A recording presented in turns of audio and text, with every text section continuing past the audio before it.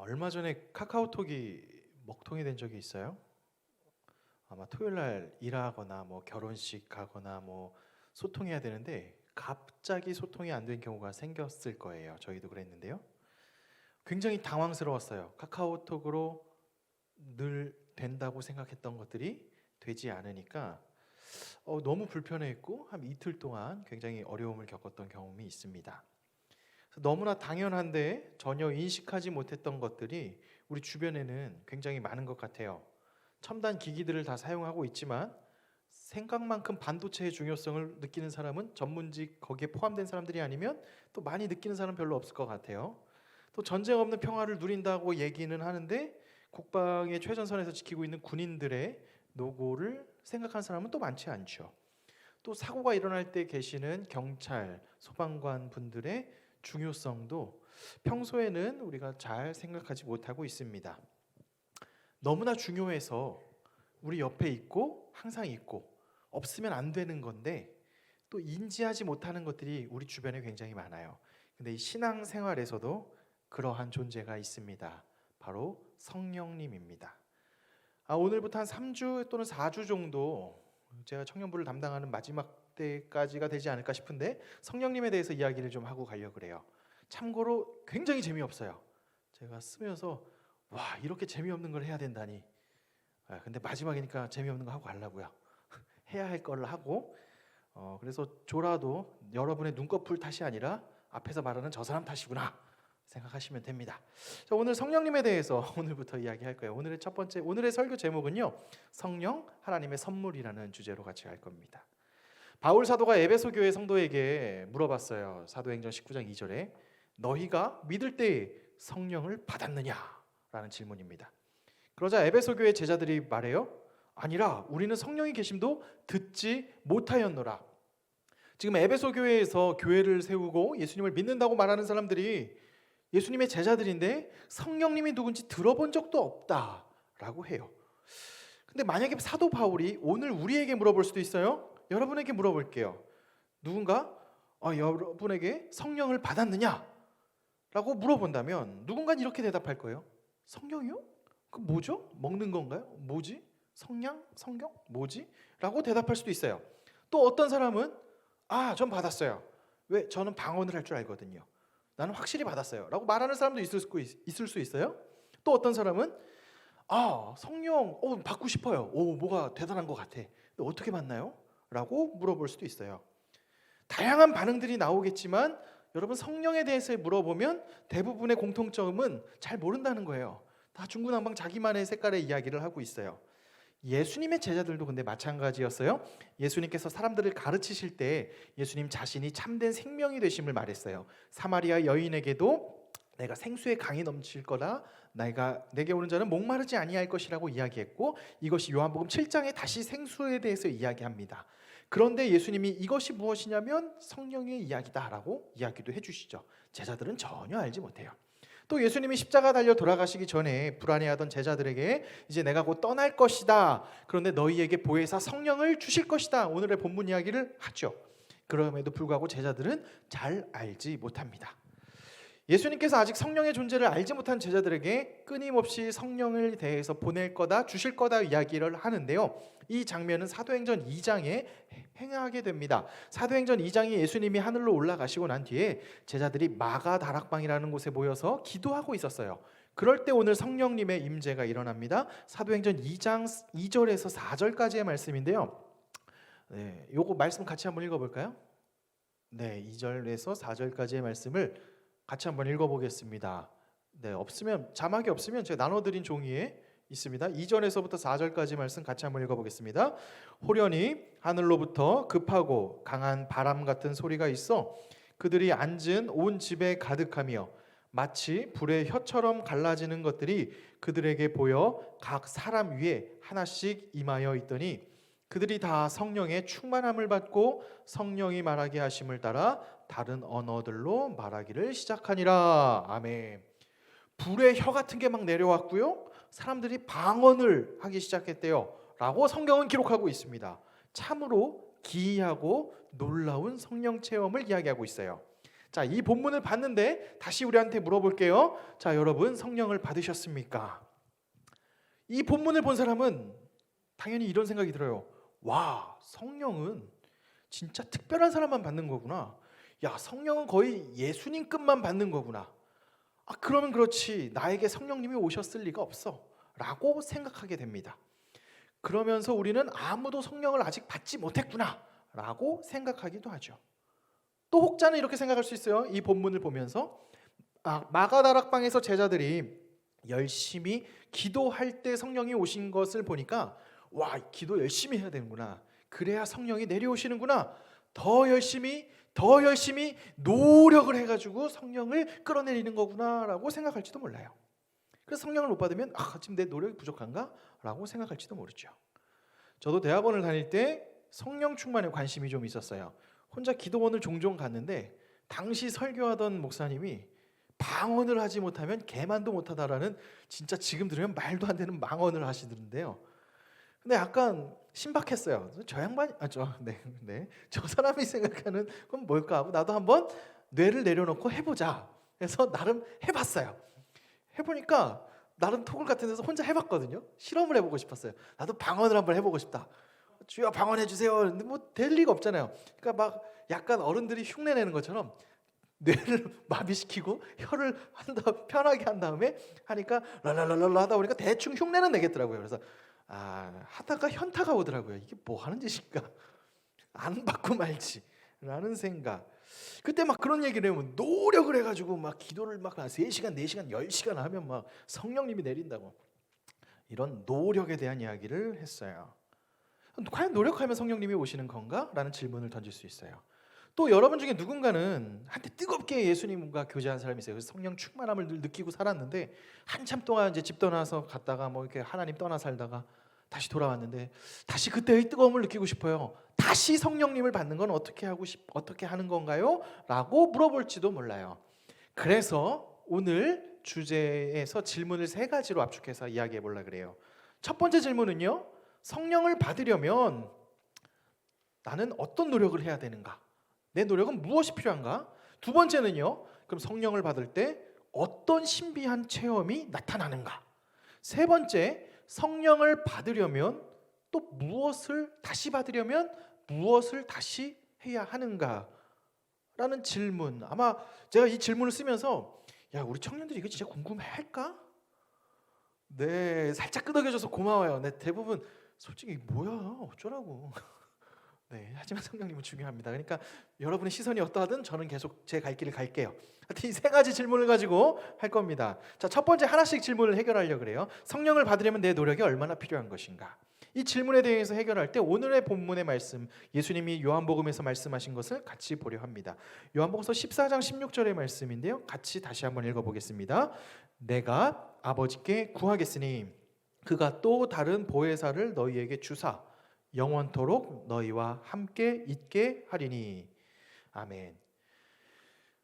여기에 대한 답이에요. 성령을 어떻게 받을 수 있냐? 내가 뭘 해야지 성령을 받느냐? 예수님은 분명하게 이야기해요.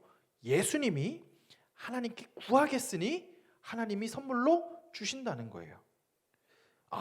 이게 뭔 소리야? 내가 뭘 얼르고 달래서 성령님을 끌어당기는 게 아니라 하나님이 주신다는 거예요. 예수님의 중보로 말미암아 하나님께서 보내주신다는 거예요. 이것은 내가 어떤 업적을 달성해야 따당 하고 나오는 보상이 아니에요.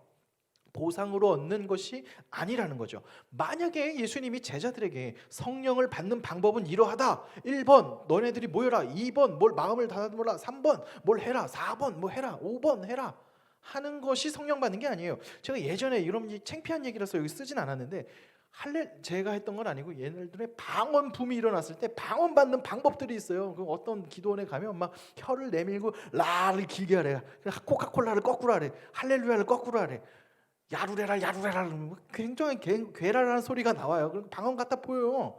굉장히 성령 충만해 보여. 해서 뭐 할 건데? 굉장히 약간 집단 광기 같은 그런 모습들을 저는 어렸을 때 봤어요. 막 저거 뭐 방언이 저래? 막 이상한 소리도 해요. 이거는 경기지. 하여튼 그걸 제가 폄하하는 건 아닌데 그런 어떤 스텝을 밟아서 성령님을 오라라고 하지 않았어요. 제자들한테. 내가 아버지께 구하겠으니 주시리라. 되게 심플해요. 보상이 아니라 선물이라는 거죠. 예수님께서는 평생 내적인 목마름으로 고생하던 사마리아 여인에게 내가 만약 하나님의 선물과 내게 물 좀 달라 하는 이가 누군지 알았더라면 내가 그에게 구하였을 것이요 그가 생수를 내게 주었으리라. 선물을 준다고 했어요. 선물과 생수, 예수님께 구하면 주신다는 거예요. 그 생수는 요한복음 7장에 말하지만 흘러넘치는 생수의 강이 되고, 이것은 39절에 성령을 가리켜 하신 말씀이에요. 성령이 충만해지는 것은 즉 생수처럼 목이 마르지 않고 내적 갈증이 해결되는 상황을 이야기하는데, 이 생수가 성령님이라고 말씀하시는데, 이때 무엇을 해야 되느냐라고 할 때 주님은 나에게 그냥 구하래요. 성령을 구하라는 얘기도 하지 않아요. 목마름을 구하고 예수님께 구하고 하래요. 그때 예수님께서 선물로 주신다고 이야기해요. 즉 성령님을 구하고 성령님을 찾으러 막 어딜 가고 하는 게 아니라, 예수를 믿고 예수님을 알려고 할 때 성령님은 선물로 우리에게 허락되신다고 성경은 분명히 이야기합니다. 사도행전에서는 특히 성령의 임재가 여러 군데에서 일어나요. 근데 사도들은 한 번도 성령이여 오시옵소서라고 구하지 않았어요. 그죠? 예수님을 따르고 기도할 때 성령님은 선물로 왔어요. 마가다락방의 사건도 제자들이 예수님을 생각하며 기도할 때 성령님이 임재하셨어요. 베드로가 회개할 때 성령님이 임재하실 거라고 선포했어요. 하나님의 말씀에 순종할 때 성령님이 오신다고 말합니다. 에디오피아 네시아에게 두 사도가 안수할 때 성령님이 임재하셨어요. 또 다른 사람들이 하나님의 말씀을 들을 때 성령님이 임재하셨어요. 한 번도 성령 자체를 구한 적이 없어요.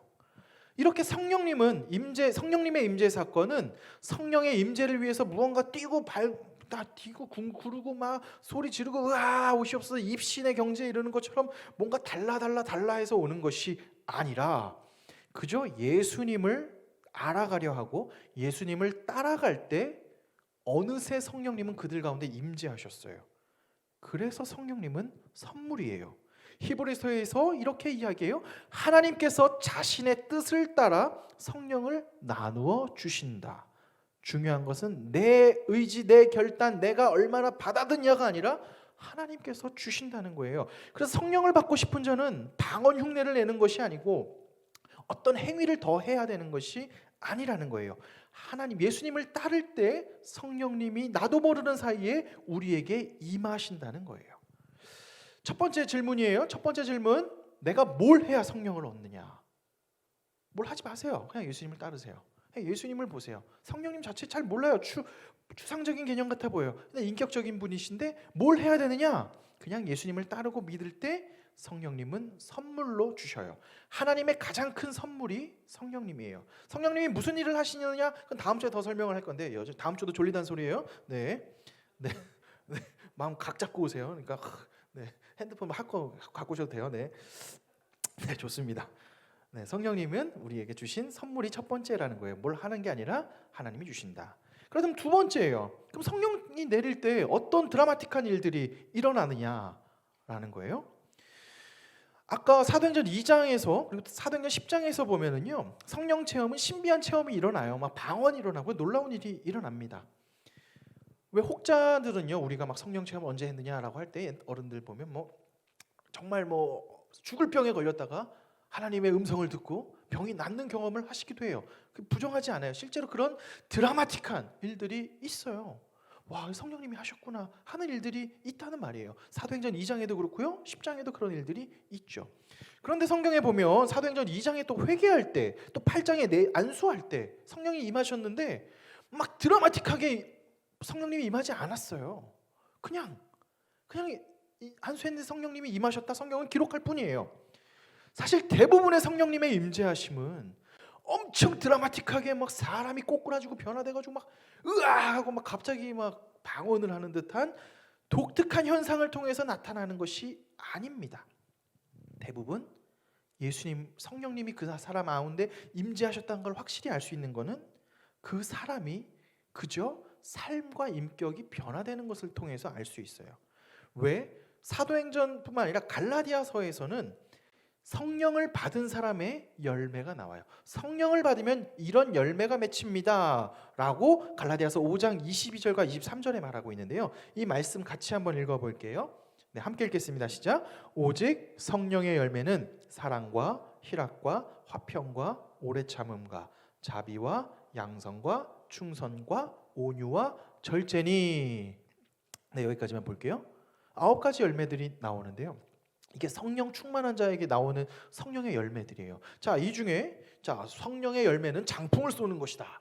자, 성령의 열매는 물을 걷는 것이다. 뭐 성령의 열매는 뭐 주식에 대박 나는 것이다. 뭐 그런 거 있으면 좋겠네요. 근데 그런 건 없어요. 그죠? 네. 네, 아우 좋겠다. 나도 좋겠다. 그죠? 그러고 싶다. 네. 아, 말이 샜어요. 성령의 열매는 그 외적인 어떤 드라마틱한 일들, 주변의 변화 아니라 다 자기 내면의 변화예요. 사랑, 기쁨, 평화, 인내, 친절, 선행, 신실, 온유, 절제.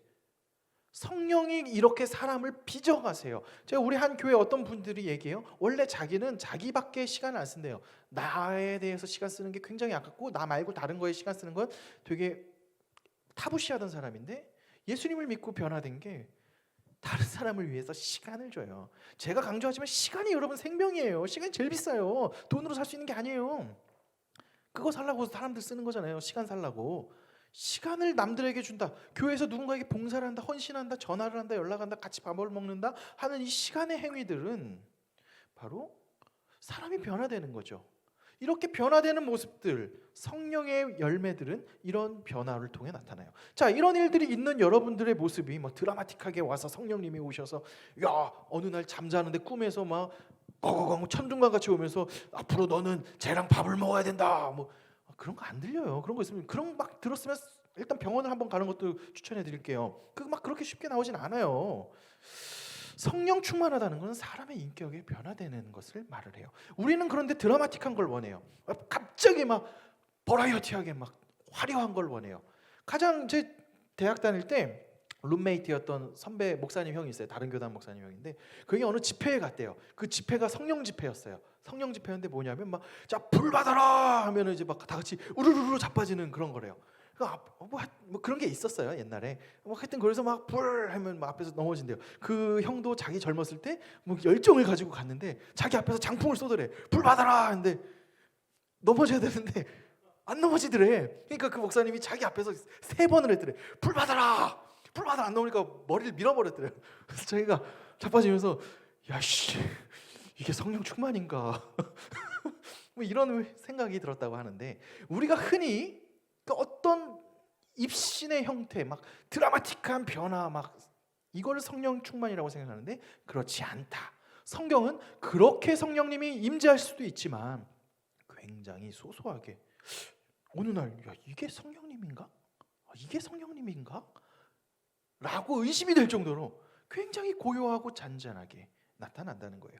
이 성령이 우리와 함께 하신다는 가장 확실한 증거가 뭐냐면 고린도전서 12장 3절에 나와요. 함께 읽어보겠습니다. 중요한 얘기예요. 같이 읽겠습니다. 시작. 그러므로 내가 너희에게 여기 다 있네요. 이제 여기 나눠드린 것 성령으로 아니하고는 주로 할 수 없느니라. 이 부분만 한번 읽을게요. 시작. 성령으로 아니하고는 누구든지 예수를 주시라 할 수 없느니라. 성령님이 아니면 여러분이 예수님을 고백하는 게 안 돼요. 예수님이 4대 성인 중에 한 명까지는 될 수 있어요. 이거는 교과서에 나오고 합리적으로 설득이 돼요. 공자, 소크라테스 요 정도 선 석가모니와 비슷한 급으로 까진 돼요. 근데 요한복음을 진짜 읽어보세요. 제가 계속 2년 동안 요한복음을 했잖아요. 예수님은 둘 중에 하나예요. 진짜 하나님의 아들이거나 정신병자거나 둘 중에 하나예요. 정말 둘 중에 하나라고요. 그 중간은 없어요. 그 이상한 소리를 내가 하나님이라고 하는 이상한 소리를 하는 자가, 우리는 그분을 예수님을 주님이라고 고백을 해요. 이게 논리적으로 합리적으로 설득이 돼서 예수님을 고백하는 것 같아요? 아니에요. 그럼 어떻게 될까요? 이것을 만드시는 분이 성령님이시라는 거예요. 이어령 선생님이 이야기해요. 자기는 이성으로 계속 생각을 하고 질문하고 했는데 이것으로 예수님을 믿지 못했어요. 근데 이 머리에서 가슴으로 내려오는 이 30년의 세월, 30cm를 30년 동안 내려오게 되는데 이것을 인도하신 분이 성령님이라고 고백해요. 그러니까 다 이해되지는 않는데 예수님을 믿는다고 고백하세요. 신앙의 지점이라고 말해요. 이성의 지점이 아니라 이것을 믿음과 신앙의 지점이라고 이어령 선생님은 이야기를 하세요. 이것을 누가 해요? 여러분이에요? 컨디션이 좋으니까 고백해요? 아니에요. 성령님이 임재하셔서 일하게 하시고 깨닫게 하세요. 다음 주에 얘기하겠지만 다음 주에 미리 말했어요. 다시 성령님 무슨 일 할지 재미없는 얘기할 거예요. 성령님이 깨닫게 하시고 임재하시고 막 상황을 알게 하시고 하세요. 성령님이 조명하셔요. 여러분의 용단과 결단으로 예수님 믿는 것 같아요? 아니에요. 자, 내가 예수님 믿어보겠어. 그럼 믿어져요? 교회를 나올 수는 있어요. 버틸 수는 있어요. 뭘 할 수는 있겠죠. 믿어지진 않아요. 따르기는 쉽지 않아요. 따라지는 데에는 성령님의 터치하심, 성령님의 임재하심이 있어요. 그래서 여기 계신 여러분들 가운데 나는 부족하지만 예수님을 주님이라고 고백해요. 성령님의 가장 확실한 증거예요. 여러분의 안에 임재하시는 성령님이 계시다는 그보다 큰 고백이 없을 겁니다. 자, 근데 이 고백이 나오는 지점을 잘 보면 막 드라마틱하게 바울처럼 막 눈이 멀었다 회심하고 그런 경우 별로 없어요. 우리 회장 전 회장이었던 한 형제도 말했지만 그 형제가 입술로 요즘에 고백을 해 장난 아니야. 근데 그 친구 보면 1년 동안 뭐 별일 없었거든요. 뭐 특별한 별일 없었는데 그 여정들 가운데 잔잔하나 일상 가운데 임재하신 하나님을 본 거죠. 자, 여기서 중요한 거 성령님이 그럼 어떤 드라마틱한 일로 오시냐? 성령님은 그렇게 오실 수도 있지만 잔잔하게 일상 가운데 오실 수도 있다. 그러니까 뭐 굳이 막 엄청 드라마틱한 것을 생각만 하지 마시라. 여러분이 예수님을 입술로 고백한다는 것 자체가 성령님의 가장 확실한 증거다라고 말할 수 있어요. 자, 그럼 질문 세 번째예요. 첫 번째 질문, 어떻게 내가 뭘 해야지 성령을 받느냐? 하나님이 주신다고 선물이라 그랬어요. 두 번째, 어떤 체험을 경험하느냐? 케이스 바이 케이스예요. 어떤 사람은 막 드라마틱한 일을 할 수 있지만 어떤 사람은 굉장히 잔잔한, 그러나 성령의 열매를 통해서 9가지 열매나 또는 예수님을 주님을 고백하는 걸 통해서 내가 성령님이 이미 함께하고 계시는구나를 확인할 수 있다 그랬죠. 그럼 마지막 세 번째예요. 다시 성령을 받고 싶어요. 한때 뜨거웠어. 내가 고등학교 때 수능 보기 전에 얼마나 쫄렸는데 그래서 하나님께 맨날 새벽 예배 나오고 주여 했는데 지금은 인생이 편하다 보니까 다시 내가 막 이런 고민을 할 수도 있어요. 뭐 집 떠나다 다시 돌아올 수도 있고 그때 당시에 뜨거운 막 선교 때 만났던 뜨거움을 다시 만나고 싶어요. 뭐 사모할 수도 있죠. 뭘 해야 되느냐? 오늘 본문을 다시 볼게요. 14장 16절은 말해요. 내가 아버지께 구하겠으니 그가 또 다른 보혜사를 너희에게 주사 영원토록 너희와 함께 있게 하리니. 예수님은 분명히 말해요. 영원토록. 잠깐 한시적으로 네 마음이 뜨거워지는 그 기간만 준다라고 말하지 않아요. 너가 약간 필 받았을 때만 성령님이 임재하신다라고 나오지 않아요. 영원토록 이라고 말해요. 그래서 지금 우리 안에 성령님이 내주하셔요. 물론 여러분의 감정은 어느 날은 막 뜨거워서 막 주님 생각만 하면 눈물이 막 나오고 막 주여 나 같은 죄인을 막 미치고 막 활짝 뛰고 너무 좋을 수도 있어요. 근데 어떨 때는 교회 오는 게 교회를 내가 그냥 가긴 가는데 하고 뭐 그냥 하는 진짜 이거는 뭐 그냥 뜨겁지도 않고 차갑지도 않고 그럴 수도 있어요. 자, 그럼 뜨겁지도 않고 막 주여 하고 뜨거울 때는 막 성령이 막 계시고 그때는 성령님이 이탈하셔가지고 없어요. 그런 걸까요? 그렇지 않아요. 물론 성경에 성령을 근심하게 하지 말라, 성령을 소멸하게 된다라는 이야기도 나와요. 근데 이 소멸이 완전 사라진다는 뜻이 아니에요. 이것을 표현한 제임스 패커 목사님은 이런 표현을 하더라고요. 그 기찻길이 아니고 뭐 영국에 있나 봐요. 위에 전선 있는데 밑에 지나가는 버스가 있대요. 그 어느 구역을 가면 버스가 있는데 그 버스가 마음대로 갈 수는 있는데 그 전기가 흐르는 그 구역에 가야 에너지를 받아서 움직일 수 있는데 다른 곳에 가면 그 전기 에너지를 받지 못해서 잘 움직이지 못한다. 그러니까 그 버스는 늘 전기를 받고 있으나 멀어지면 전기를 잘 느끼지 못한다라는 예화를 썼어요. 지금 말하면서 보니까 굉장히 적절하지 않은 예화 같아요. 공감이 잘 안 되네요, 그죠? 네, 그러니까 성령님과 멀어지면 계시나 이미 그 소리를 듣지 않으면 성령님의 함께 하시나 들리지 않는 것, 거의 소멸과 같은 상황이라는 거겠죠. 그럼에도 불구하고 누가복음서에서 말하듯이 예수님께서 보여주셨죠. 아버지는 두 팔 벌려 언제나 기다리시고 환영하고 계신다는 거. 그 아들이 돼지에서 돼지 먹는 죽이나 먹고 있을 때 놀라운 일이 일어나요. 어떤 일이 일어났어요? 내가 아버지가 있다는 사실을 다시 기억했어요. 그 기억하게 하신 분이 저는 성령님이시라고 확신하고요. 그리고 다시 돌아갔을 때 주님은 그 아들을 두 팔 벌려 환영해 주셨죠. 성령님의 역할은 우리 안에 끊임없이 내주하고 계시고 인도하고 계세요. 정말로 어떨 때는 소멸한 것처럼 없이 사는 것 같기도 해요. 야, 나는 하나님이 없는 것 같아 라고, 야, 너는 너 같은 게 무슨 하나님 믿냐 라고 말할 수도 있어요. 그런 사람이 하나님이 쓰셔서 성령이 계속 그거를 인도하셔서 오게 해요. 제가 어제 저녁에 우리 학교 동창 결혼식이 있어서 갔다 왔는데, 제가 어제 새삼 잊고 살았던 제 대학 생활을 다시 상기했어요. 와, 진짜 그렇게 살았었구나. 저들이 생각하는, 와. 그러니까 그들이 날 보면 목회 잘하고 있다는 얘기를 들으면 늘 감탄해요. 하나님이 살아있음이 증거되는 거죠. 하나님이 살아계신 거예요. 하나님은 다양한 모습과 일들을 통해 그걸 누가 하세요? 성령님이 이끄세요. 성령님께서는 우리 안에 사라지지 않으세요. 여러분을 한번 택하신 하나님, 나는 하나님을 놓을 수 있어요. 왜? 하나님 뭐 별로야, 이상해, 놓을 수도 있어요. 마치 카드 회사 찾는 것처럼, 마치 군교회 때 막 세례 막 3개 종파 그랜드슬램 달성하려고 초코파이 주면 저기 가고 다 하는 것처럼 막 나는 선택하는 것 같아 보여요. 놀라운 것은 나는 선택하는 것 같고 나는 손을 놓는 것 같은데, 하나님께서는 우리 손을 놓지 않으세요. 우리 안에 한번 내주하시는 성령님은 우리를 떠나지 아니하신다고 성경에 약속되어 있어요. 영원히 너희와 함께 거하실 거라고 이야기합니다. 이것이 우리에게 소망이 돼요.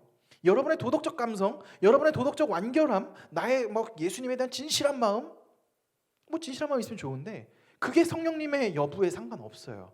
하나님이 여러분을 놓지 않아요. 하나님이 우리를 놓지 않아요. 그렇기 때문에 우리는 히브리서에서 말하듯이 주님의 성소 앞에 오늘도 담대히 걸어갈 수 있어요. 오늘도 담대히 나와서 하나님께 예배하고 기도할 수 있어요. 이것이 우리에게 준 자녀의 특권이에요. 그 누구도 우리를 자녀에서 끊을 수 없어요. 그 어떤 마음도 우리를 끊게 할 수 없어요. 왜? 우리 안에 성령님이 여전히 우리를 내주하고 계시고 그 성령님이 우리를 인도하셔서 주님의 길을 따르게 만들고 예수가 누군지 알게 하시고, 다음 주에 안 나올 수도 있을 것 같으니까 설교가 재미없어서 제가 미리 스포일 해주면, 성령님이 하시는 두 가지 가장 큰 일은 예수님을 알게 하고 예수님을 따르게 해요. 자, 다음 주 다 들었어요. 안 나와도 돼요. 네. 두 가지 길게, 이 두 가지 얘기를 길게 그냥 썰풀 거예요. 그러니까 저런 얘기 하나보다 하고 대충 알아두세요. 성령님께서 우리 안에 포기하지 않고 우리를 예수님을 알게 하시고 예수님을 닮아가게끔 이끌어 주세요. 때로는 자빠지고 넘어지고 일어나고 다양한 일들을 겪을 수 있지만, 이것은 예수님이, 우리 안에 계신 성령님이 사라지지 않고 영원히 함께 하신다는 겁니다. 자, 이제 말씀을 맺겠습니다. 자, 질문 3가지를 했어요. 첫 번째, 뭘 해야 성령님을 얻느냐? 성령님은 뭘 해서 얻는 보상이 아니라 하나님이 주시는 선물입니다. 그러니 눈에 보이지 않는 성령님이 어디 있을까 이런 돈가시 서가숙하지 마시고, 그저 우리는 말씀 보고 예수님을 따를 때 성령님이 알아서 우리 안에 충만해지고 하나님이 풍성케 하세요. 자, 선물이에요. 하나님의 선물, 가장 큰 선물이 성령님이에요. 둘째, 그러면 성령님이 임재할 때 어떤 드라마틱한 일들이 일어나느냐? 그렇지 않아요. 그런 경우도 있고 그렇지 않은 경우도 있어요. 그러니 그 감정의 변화에 너무 집착하지 마세요. 누군가는 성령님이 왜 어떤 찬양 집회가 기가 막히게 한 3시간 하다 보면 약간 정신도 혼미하고 울고 하다 보면 성령이 온 것 같은 필이 와요. 근데 그건 잠깐이에요. 진짜 잠깐이에요. 그렇게 올 수도 있는데 아닐 수도 있어요. 그거 너무 집착하지 마세요. 성령님이 오시는 것은 그냥 예수 그리스도를 알 때, 어떤 사람은 드라마틱하게, 어떤 감정적으로, 어떤 사람은 조용하게, 각자 다양하게 오신다. 3번째, 성령님, 그럼 언제 성령님을 다시 받으려면 뭘 해야 되냐? 다시 받을 필요 없어요. 이미 우리 안에 내주하시는 성령님이 영원히 함께 하세요. 영원히 떠나지 않으세요. 그러니 다시 받으려고 용 쓰는 게 아니라 그냥 나 같은 자를 구원해 주신 주님을 다시 생각하고 그 안에 그냥 다시 거하는 거예요. 그냥 주님을 다시 기뻐하고 주님 안에 돌아오는 거예요. 두 팔 벌려 환영하고 계시는 주님께 돌아오면 돼요. 뭘 더 하려고 용 쓰지 마시고 그 주님을 다시 상기하는 것. 성령님은 우리 안에 영원히 계셔요. 그렇기 때문에 우리는 오늘도 담대히 주님 앞에 나올 수 있다는 것입니다. 자, 그럼 다시 한번 여러분에게 물어볼게요. 자, 지금 여러분들은 성령님을 받으셨습니까? 예수님을 주님이라고 고백하시는 분들은 이미 성령님이 여러분 안에 거주하시는 가장 확실한 증거입니다. 성령님의 9가지 열매가 나한테 아직 없는데요, 그건 평생 성화에, 나중에 또 얘기하겠지만 성화의 오랜 기간 동안에 점점 닮아져가고 다듬어져가고 하는 거지. 지금 당장 예은자매가 사랑이 우리 서로 알잖아요. 다 한 번에 확 나오는 건 아니에요. 가장 확실한 증거는 내가 지금 예수님을 주님이라고 고백한다면 그보다 확실한 증거가 없다. 그 성령님, 여러분 내주하시는 성령님을 기대하시고 그 성령님이 하나님이 주신 가장 큰 선물이에요. 그 선물의 놀라운 역할을 다음 주에 또 할 테니까요. 재미없더라도 다음 주 나오셔서 같이 또 한번 예배 같이 했으면 좋겠어요. 자, 이 성령님의 여러분 안에 함께 하시는 이 내주하시는 성령님을 기억하면서 이번 한 주간도 성령님 안에서 기쁘게 살아가시게 되길 주님의 이름으로 축원합니다.